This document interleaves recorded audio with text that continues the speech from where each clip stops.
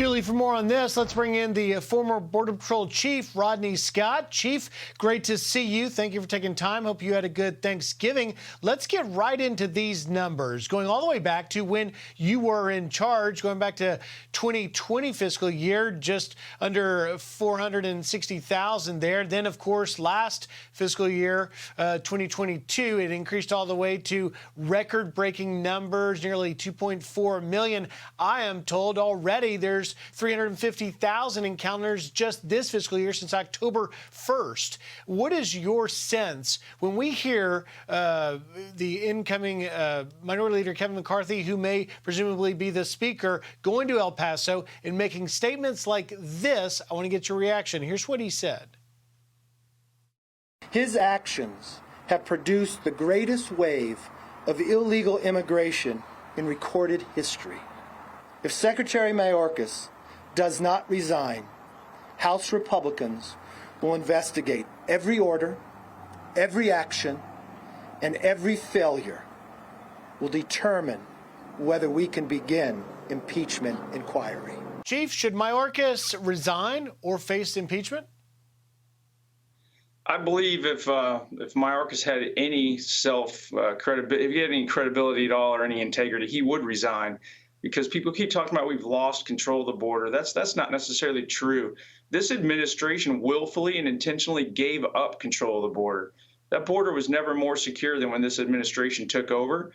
And even when we did have surges, there were meetings every single day, and we talked about how can we protect America by slowing down this flow and making sure we control who crosses the border, not the cartels. This administration gave complete and total control of the border to the Mexican cartels. The secretary is responsible for securing the border, and he needs to be held accountable. He keeps saying the border is more secure than ever, and he completely ignores what he gets briefed on daily, which is how many miles of border are not patrolled now, how many gotaways there are every single day. And then now we're talking about detailing some air marshals to the border. You're not going to arrest your way out of this problem. This is a policy problem. He needs to detail judges to the border. He needs to detain people that are crossing the border until they've had due process instead of releasing them, and this problem would go away overnight. He needs to be held accountable. And you heard McCarthy talking about holding hearings. So I want to ask you, I think you would be a great witness. I hope they call you. When you retired, you wrote, gave an extensive sort of insight into why this was a national security issue, and obviously it has gotten worse. But let me just ask you, who should McCarthy call to these border hearings? Who needs to appear and go on record? I think currently, I have some historical knowledge, of course, the beginning of the administration and how some of the decisions were or were not made. But current government employees, current border security professionals within the government, they have the ins and outs. They know now what's going on more than even I do, and they want to speak out.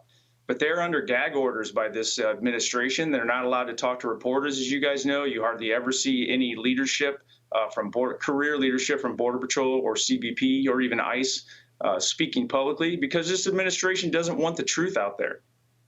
I think those hearings should focus on.